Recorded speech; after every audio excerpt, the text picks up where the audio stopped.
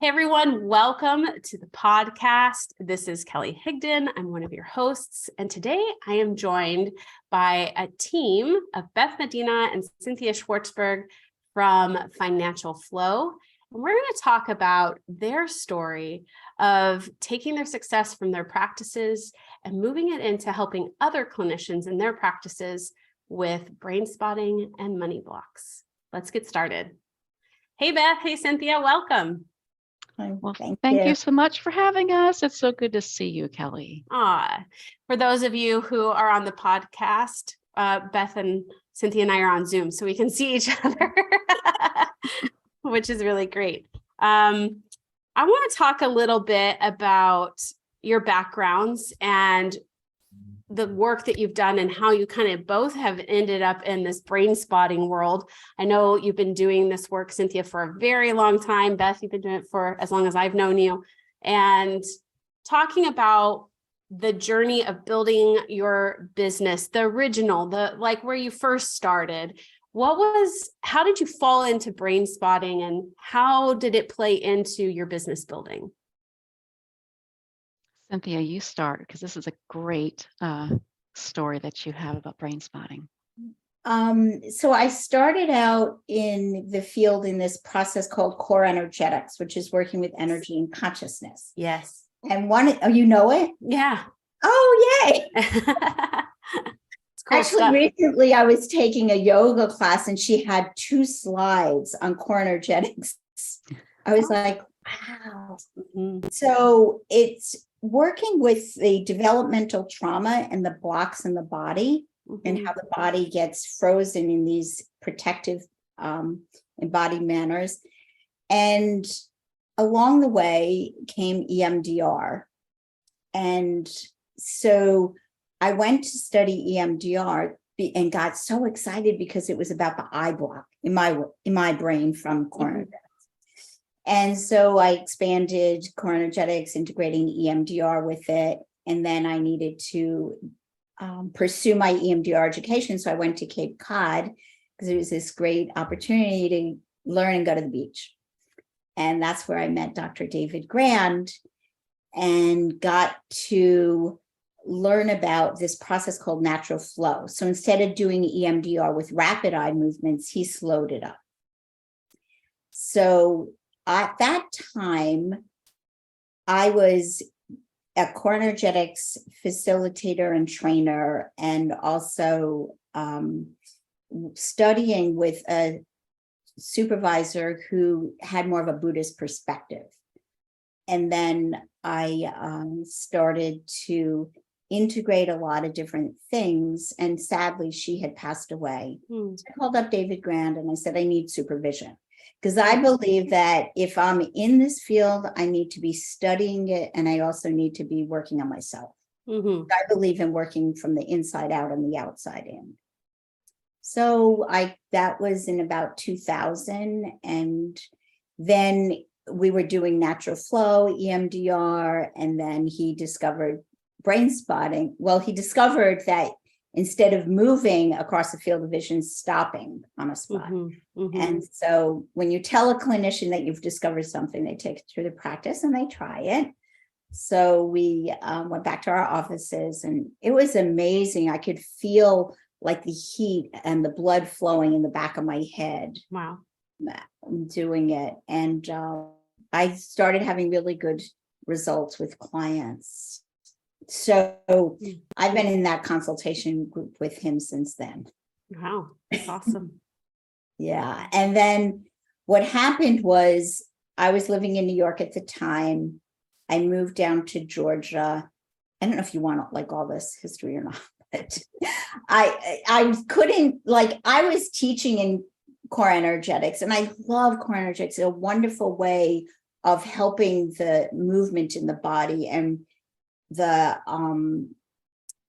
body keeps the score. So like the body holds so much of our story, and to work with the body is an incredible way for a clinician to support a client. Mm-hmm. But with the brain spotting, I could see that we were getting to that subcortical brain with a lot less intervention from me. I did not say to somebody, lie down, kick, here's a bataka, like a rubber band, and hit. And I can just hold space. So it's much more of a being than a doing. Mm-hmm. And I love that quality about it. And Mm. I was also trained in breath work, which helped me do the core energetics because it was much Right. more permission asking.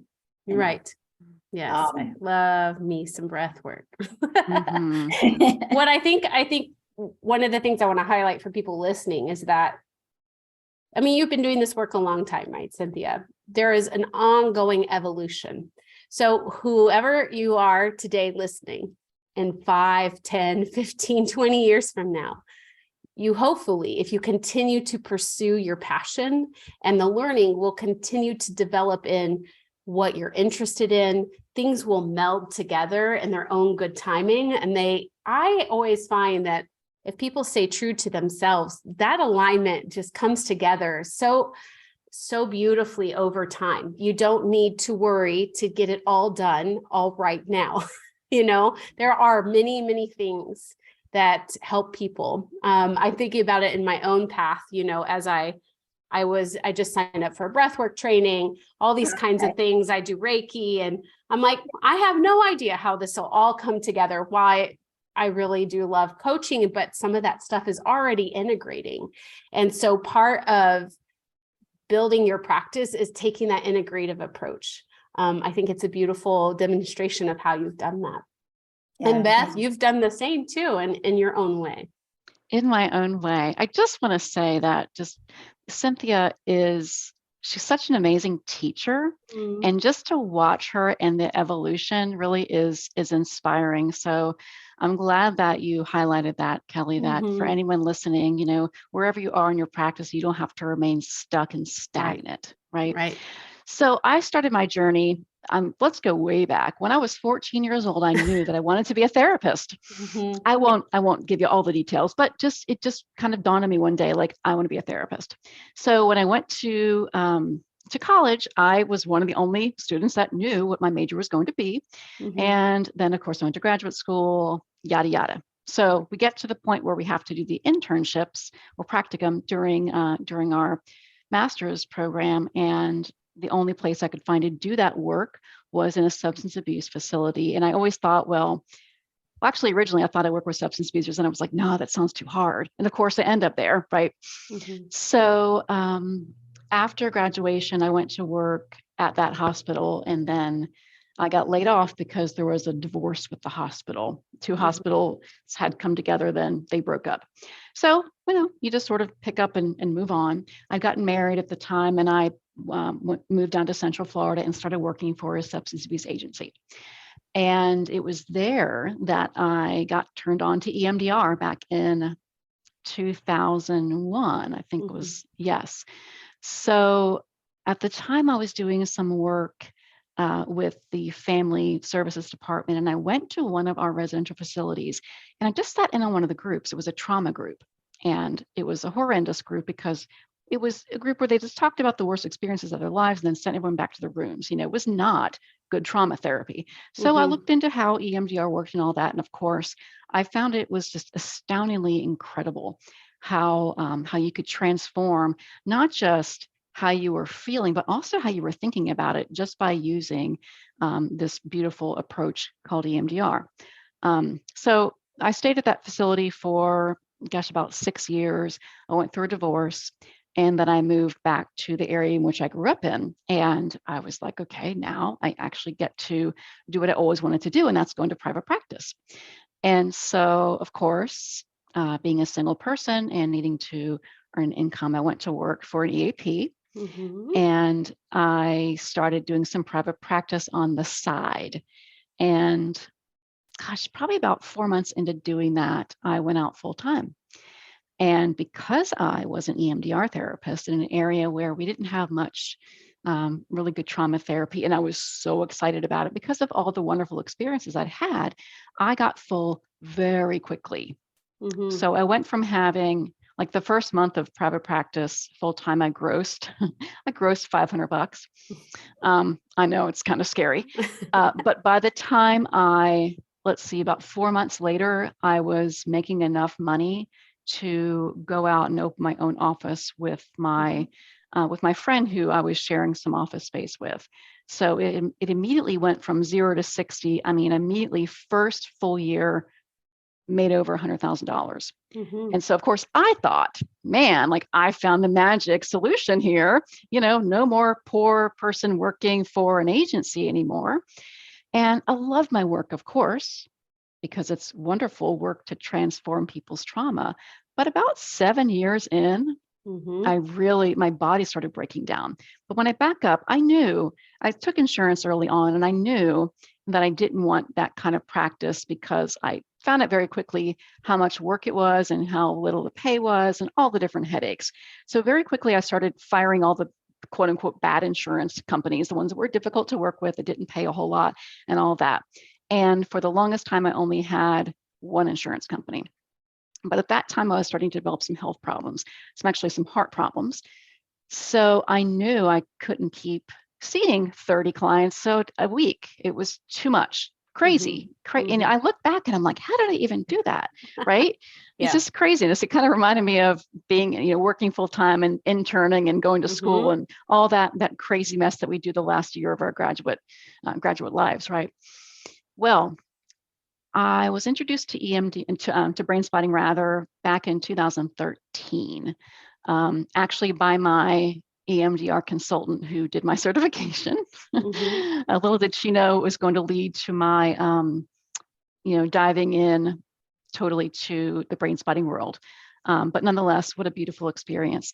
I started learning about something called self-spotting, and that's when you do the work on yourself.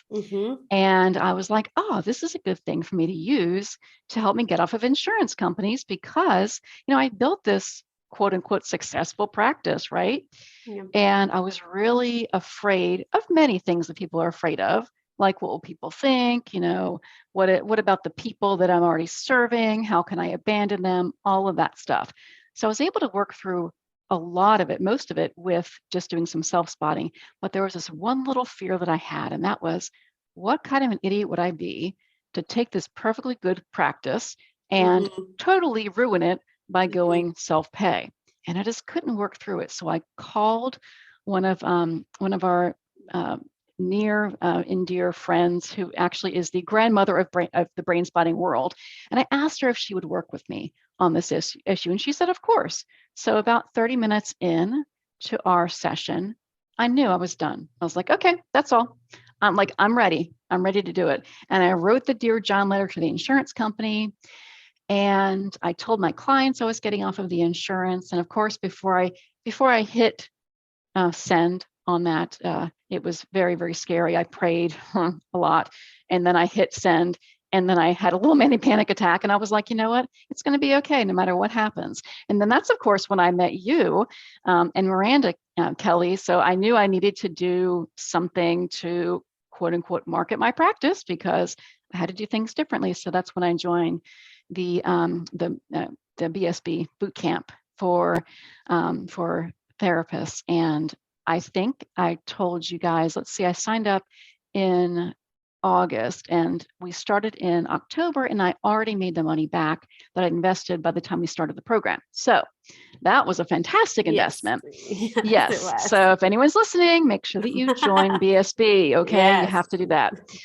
And then in 2017, that's when I had a complete year of no insurance.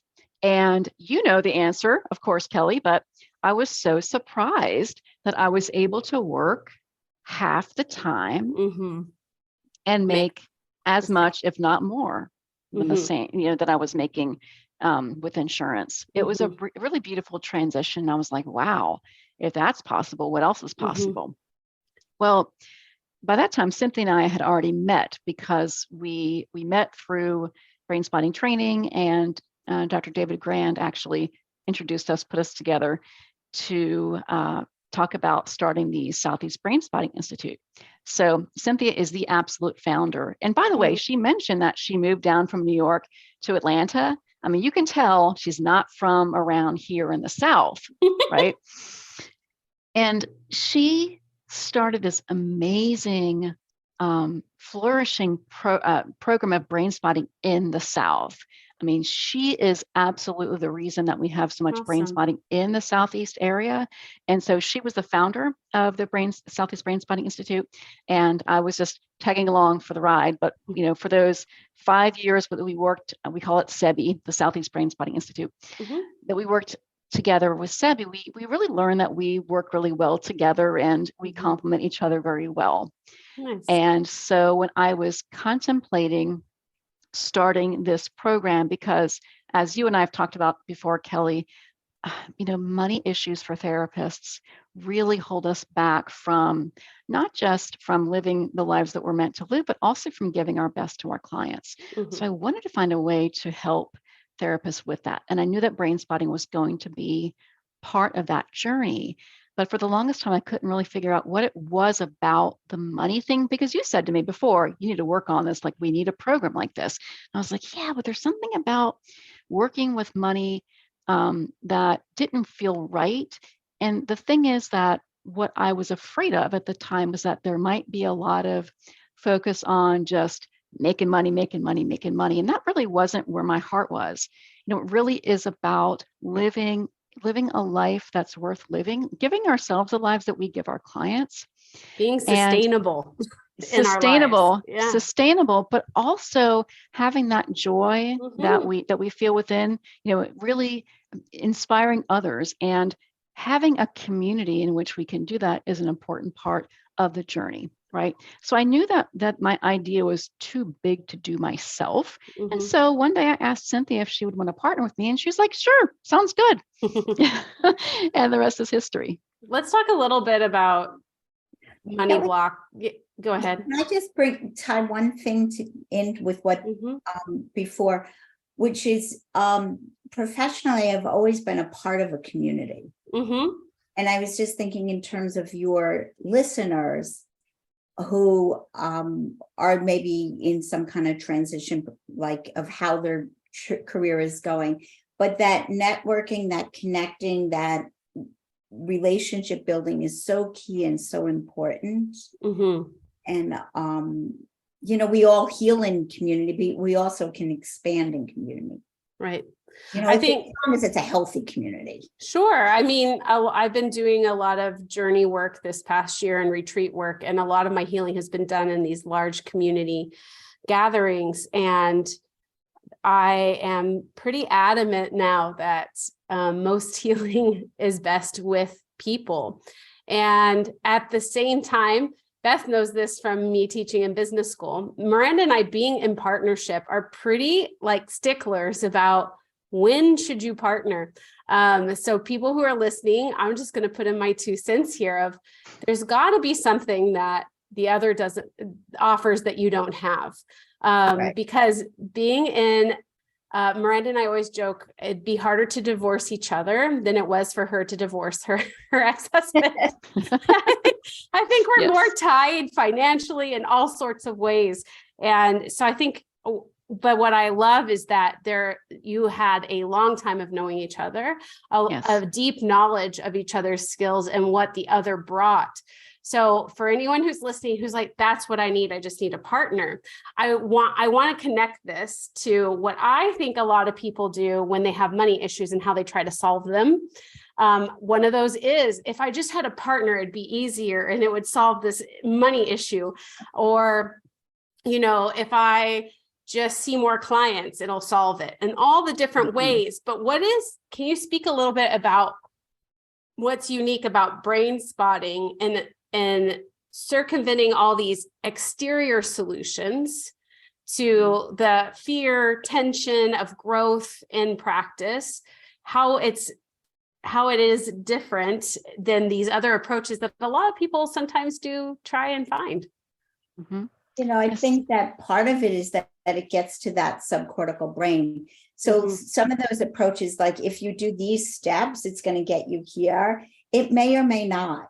But because I'm still the same person walking those steps and still getting stuck. So the brain spotting offers the unsticking. So when we combine, whether like in our class, if we're looking at your earning, your savings, your spending, if we're looking at those areas in our life to help it flourish, we need to weed out the garden. Right. Yeah. And the brain spotting processes that we have incorporated into our work really helps to weed that garden out, so then the creativity can flower. Right. And it can go beyond your imagination. Because math is math.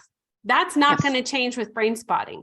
But what does shift is the shame, the guilt, the fear, the anxiety, the stress, the stories, all of that. Yes, and the conditioning. Mm-hmm. Like the belief systems or our attachment to, well, that's how we did it in my family. Mm-hmm. Or, like, I can't go past my mother, father, sister, brother because it might be embarrassing to them. Like whatever the story might be that I'm holding in my heart, in my body, that's when we can get through those knots in our subconsciously, and the things that we don't realize we even put together get revealed when we're doing brain spotting. That's one of the great gifts of that. Mm-hmm. Exactly. Sometimes it's not about money at all. Sometimes it's about grief. Mm-hmm. Sometimes it's like, because how will I not fit in anymore if I outgrow this way of living, for And example. also, I mean, you and I've talked too about, like, for example, a lot of therapists, there's a rise of chronic immune conditions, health issues. And if you start to say, my needs are different, it means that you are admitting that something has shifted physically, that, and there is a grief attached to that. So there might be a resistance to making the changes that you need to make in your business in order to care for you, just because it's hard to accept the circumstance or change that you're going through. Exactly. But it's also hard for me to give myself that time if I think that if money is attached to I have to work hard. I have to give an hour to get $1 kind of thing. So as therapeutic practices are so often linked that way, it's like we have just so much energy for manpower, woman power, whatever power, human power. People power. People power, yeah. So like we have to somehow find a way to unknot that. What have you unknotted, Cynthia, like within yourself, using brain spotting and money stuff? So I think as traditionally as a therapist, I would know how many hours I needed to work. I've basically pretty much almost always been in private practice with some side gig going, but I always wanted slots for those that were in need, because I too was supported and helped by somebody along my growth time. I mean, not that I've stopped growing, but I mean, I'm shrinking, but I'm still growing.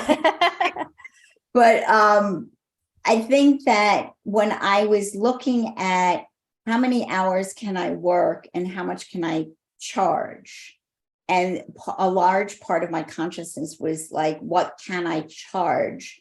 And feeling like, oh, I shouldn't charge that much or too much, or and then every now and then I'd wake up and go, oh, my colleagues are charging a lot more, because I'm a worker bee. So I get very busy working, then I don't realize that, the world around me is changing. So you have to be careful of that, but realizing connecting my value to what I have to offer and the value that it can offer to somebody else's life. It's priceless, really. I believe that. Like, how do you put a price on healing transgenerational trauma? I have yet to know, really, like, you can't, because we are human beings that we're priceless. So it comes down to other things. Right. And you have to be in a place where you're actually, taking good care of yourself so that you can give those transformations. Because if you're seeing too many clients and you're exhausted and you're developing health problems and all of that, your clients are not going to be as well served as they could be. But I think that as therapists, we're creative people. And we can also express our creativity in multiple ways. That it doesn't only our money does not only have to come from our practice. I mean, as a kid, I used to play school. I had my mentor, Dr. John Paracas, who started Core Energetics, and I'd watch him fly around the world and spread seeds of love and light. And it was like, I want to do that. and just planting that seed in my awareness without realizing that that's how I ended up to shape my life. But it's really, I think that following my passions of where I have fun giving. And that's what happened with Beth and I. So I told her that I learned this word plurking. It's playing and working. I love that. So we get together, we're just having fun creating something. Yes. The side benefit is that we're also going to, and the self-care is that we're going to make money off of it. But I think you highlighted something earlier too that I want to point out to people listening. A lot of times when people seek help on money blocks or things like that in their practice, they're just wanting to remove the block. I just want to get over this hump. But one of the things you said, it's like unlocking the creativity, because what can be uncomfortable, especially when you're going, like we refer to as going beyond the couch, when you're doing something beyond that one-to-one service, anything beyond that, is that you might be the one that's leading the pack and doing something that nobody else has done. You both are doing something that hasn't been done, and there's no roadmap. There's, you can take your lessons from before, but removing that block, it's not just that, it's unleashing the creativity so that you have that energy to catapult you into taking action. So let me say one other thing that I do feel is like, I love still working with people. And if you're going to expand into that other creativities, if you're going to bridge something in those creativities with therapy, it's great to work with other people because it also adds to your creativity, because you get to creatively work with clients that expands into how you can teach. Like my clients inform my teaching informs my clients. Yeah, it's a nice feedback loop. So when you're working with therapists who are blocked, what does that process look like? That's a great question. So let me just back up and say that part of what I noticed as far as what was available to help therapists or help anybody really work through money blocks, there's a lot of mindset stuff. And mindset is, of course, important, but it's not the full picture. Also, working on earning more money is important, but it's not the full picture. And what I started seeing with other therapists is that they would earn more money, but because the block was still there and the money scripts were still there and they were still operating under this unconscious kind of umbrella of yuckiness, is that the problem was not resolving. So earning more money doesn't equal having more money, right? And so when we were sitting down and talking through this specific program that we have launched earlier this year in January, we were looking at, okay, it's not just about securing money. It's also about safeguarding the money that you get, so saving the money. It's also about how you're spending the money, right? It's also how you're growing, how you're sowing the seeds for the future. It's how you're investing the money. And also the last one, how you're sharing the money, how you're giving the money. Many therapists start with giving. They start with, okay, this person calls and I really want to work with them and they can't afford, again, an assumption that we make, they can't afford to pay more, so I'm going to slide my fee down to here. And not even knowing if they as a therapist can afford that in their business, right? So we're taking a full approach, first of all, exploring the historical patterns and behaviors, intergenerational stuff that has influenced how we view money, because, we learn about money through our experiences when we're very, very young, sometimes even before we're born. And that information gets registered in our systems without us having declarative memory. So we're taking a look at a historical, land, and taking the perspective of, okay, let's get curious about why it is that I have this difficulty saving money in my life, or difficulty, holding on to money. What are the patterns that I learned from my family? What's the generational stuff been? What happens, culturally in the environment in which I grew up in? What about being a therapist? Because there's that culture of wanting to give and being selfless, and don't go into therapy if you want to make money. This is a selfless giving profession, all of that kind of stuff. We have to identify that, and then we use brain spotting to help clear that out in each of the areas. So the securing of money, the safeguarding of money, the spending of money, the sowing of the money that we have, and also sharing that. Imagine the difference when, like we were talking about earlier, the decision to have a partnership, the decision to see more clients, all these things, when it's tied to a block or a belief or this intrinsic at the cellular level that we're not even aware of, when it's tied to something that isn't in our best interest and isn't our highest and best, and it isn't unleashing the creativity, it really does shift all the decision making moving forward too. When those things are healed and reorganized, it makes it a lot clearer and more confident as a clinician. I can see, as a person myself who has gone through brain spotting, who does self-spotting as well, I can say that it changes the way I feel about a decision, because I know that it's coming from a place that is healed. It is a place that is more true to who I am, and I have sloughed off, in a way.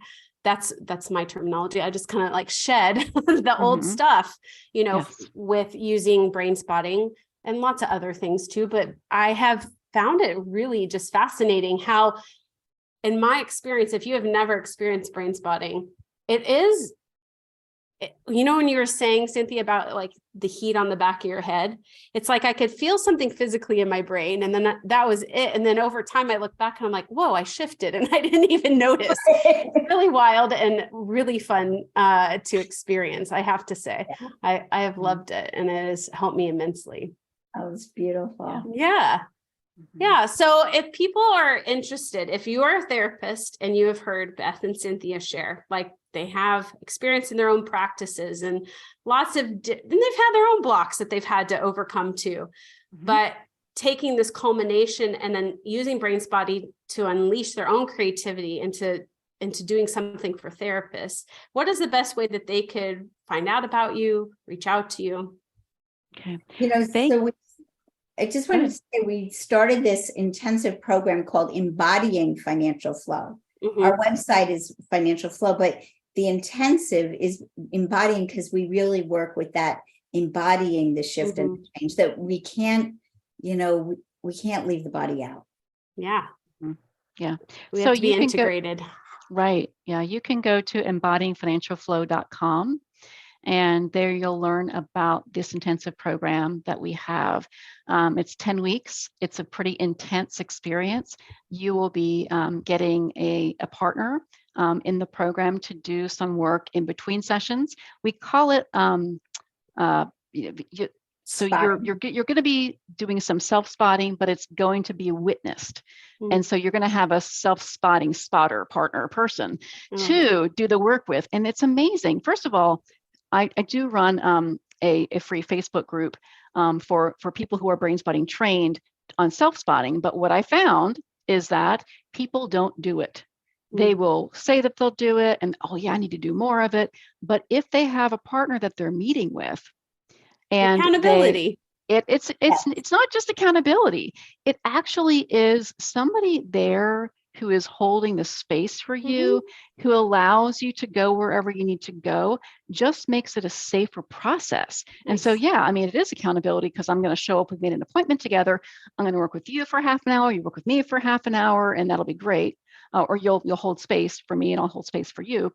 But it is the attuned presence of another person just holding that space that really makes the difference. So we integrate that into our program. We do lots of live brain spotting exercises to address all of these different areas and to work through the money scripts that people have. By the way, if you're interested, money scripts is a term that was coined by Brad and Ted Klontz, doctors Brad and Ted Klontz. KLONTZ, if you're looking that up on the internet.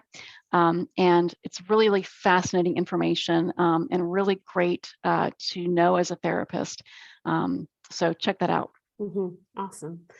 I just want, if you are listening, for you to think about before you make another decision in building your practice or where you're going to go or what you're going to do for at the time of this recording, we're at the end of 2022 and everyone's planning for 2023. Imagine if you were fighting less with yourself and removed some of those stories, scripts, and things that have informed you to get to this far. Maybe you've made it and it's been great, but imagine the potential when there's more freedom within yourself moving forward in your practice. So thank you both for being here and sharing your stories. I'm inspired, and I'm hoping others listening are as well. Thank you. Thank you, Kelly. Great seeing you. Yeah. So you can check them out at embodyingfinancialflow.com, and we'll see you all next time.